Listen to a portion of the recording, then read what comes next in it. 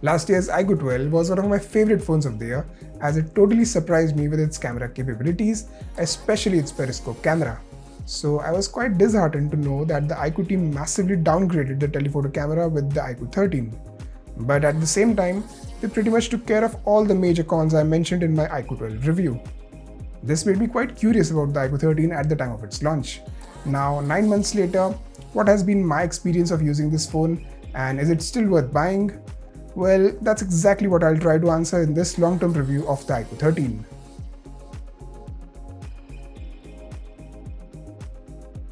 The iQOO 13 looks quite nice with its youthful design. I especially like this matte white finish. However, I'm not a fan of this glossy frame which attracts all fingerprints and smudges. In the hand, it feels amazing. It is very well balanced and feels comfortable to hold even for long gameplay sessions. For a phone with such a massive display and big battery, the dimensions are actually pretty good. In terms of the materials used and the build quality, it definitely feels worth the price. I have not used any screen protector and still this display is scratch free. Fortunately, it is also IP68 and 69 rated for protection against dust and water ingress. So overall, in terms of design and build, iQOO has done a fairly good job here.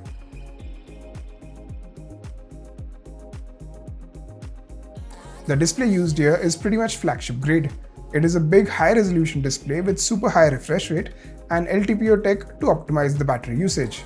It supports HDR, both HDR10 and HDR10+, but not Dolby Vision.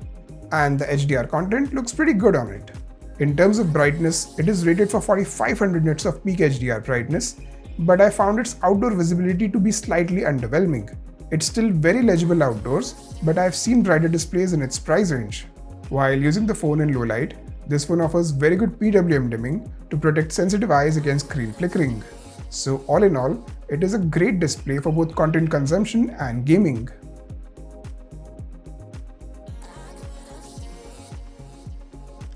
This phone obviously has stereo speakers, and here is the audio sample.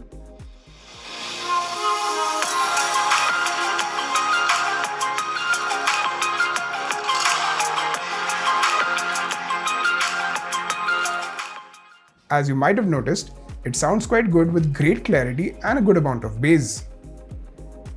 This is an audio recording test of the iQOO 13. Let me know how does it sound. Wired audio works perfectly using any Type-C adapter or DAC. And with wireless audio, most of the codecs are supported, including the lossless LDAC codec, but LHDC is not supported. This phone also comes with some audio enhancement features to personalize the audio experience. So overall, no complaints in the audio department.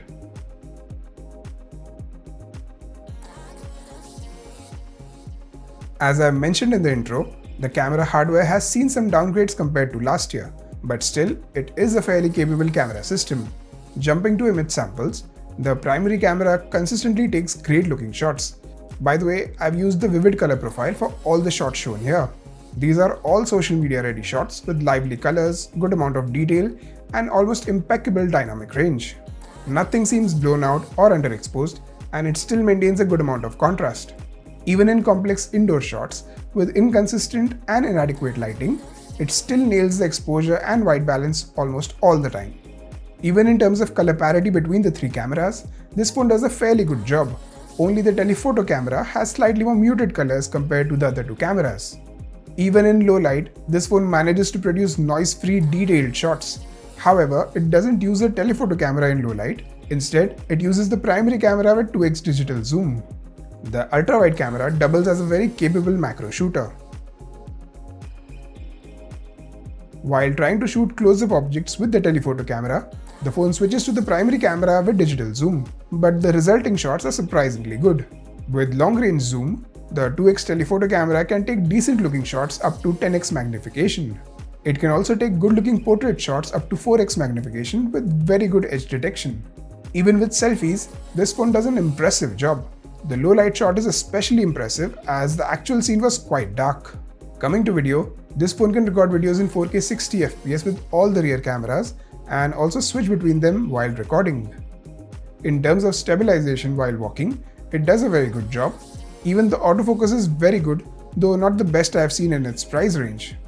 The front camera can also record videos in 4K 60 FPS and the quality is actually quite good, but it lacks image stabilization. The camera app is packed with features like portrait video mode, pro mode for both photos and videos, as well as a dedicated street photography mode. So overall, it is a very capable camera system, but I really miss that 64 megapixel periscope camera of the IQOO 12. It was the master of macros.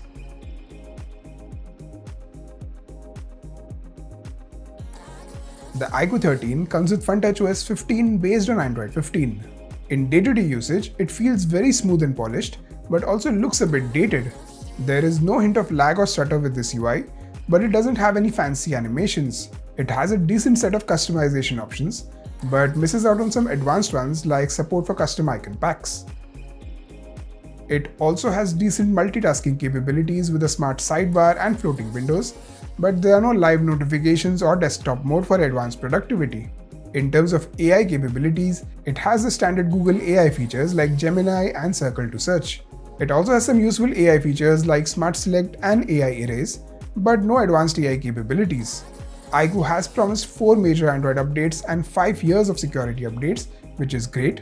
Also, IQOO has a good track record when it comes to pushing regular updates and providing a bug-free experience. So while it's not the most advanced Android skin out there, it is still a decently capable and stable user interface.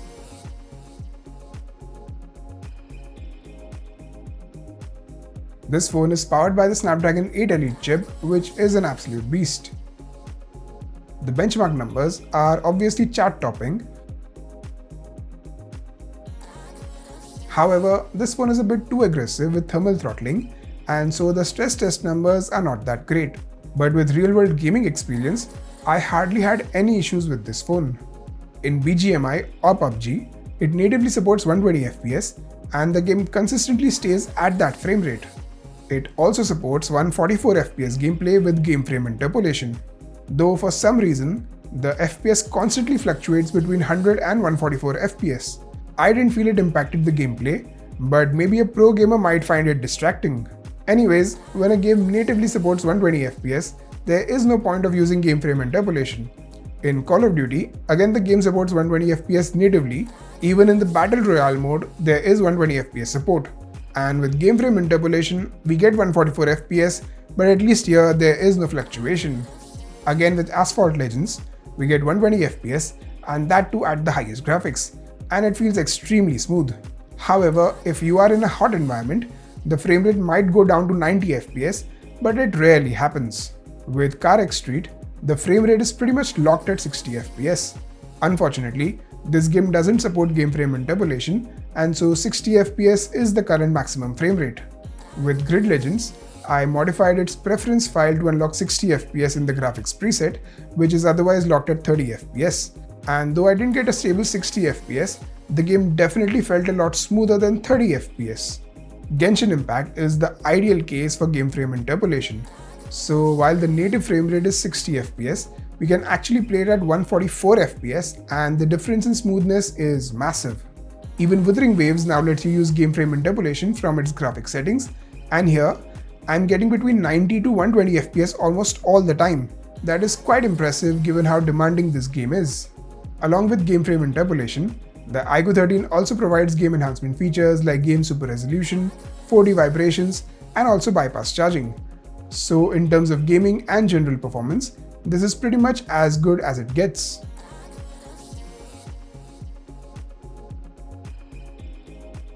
This phone comes with a fairly large 6000 mAh silicon carbon battery here in India. However, the global version of this phone comes with an even larger 6150 mAh battery. In terms of battery life, this phone does an excellent job. These are some of the best numbers among all the phones I've tested so far. Realistically, you can expect it to give about 9 to 10 hours of screen on time, even with heavy gaming involved. In terms of charging, we get a super fast 120-watt charger in the box. This charger and the phone both support the 100-watt PPS charging protocol, making them very versatile. And with the provided charger, this phone barely takes about half an hour to fully charge this phone, which is simply amazing.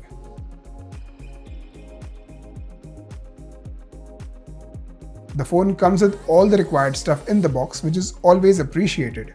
In terms of security, we get a super fast and reliable UltraSonic fingerprint scanner, which works flawlessly.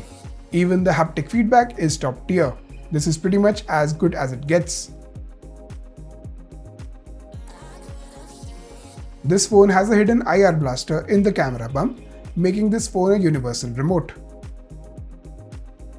This phone also has a unique ring light around its camera bump, and it can be customized to light up for different situations. In terms of sensors and connectivity, nothing is missing. All the latest standards are present here.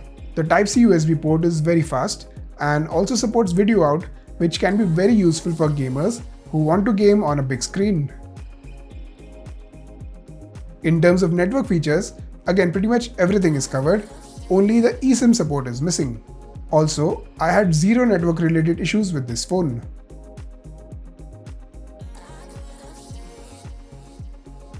Finally, conclusion time. IQOO 13 is an excellent gaming phone with great performance and many useful gaming related features. It is also a very capable camera phone, especially for videos, as it supports 4K 60 FPS on all the cameras. If this phone had a better telephoto camera and a more advanced UI, it would be nearly flawless, at least for me. I hope that happens with the next IQOO phone, but for now, this phone is an easy recommendation for someone looking for a gaming phone which is also good in other departments. And during the festive sale, if the price goes down, it will become an even more attractive proposition. Alright, that's it for this video. Hope you enjoyed it and found it useful. Please like, comment, share and subscribe to my channel down below. Thanks for watching.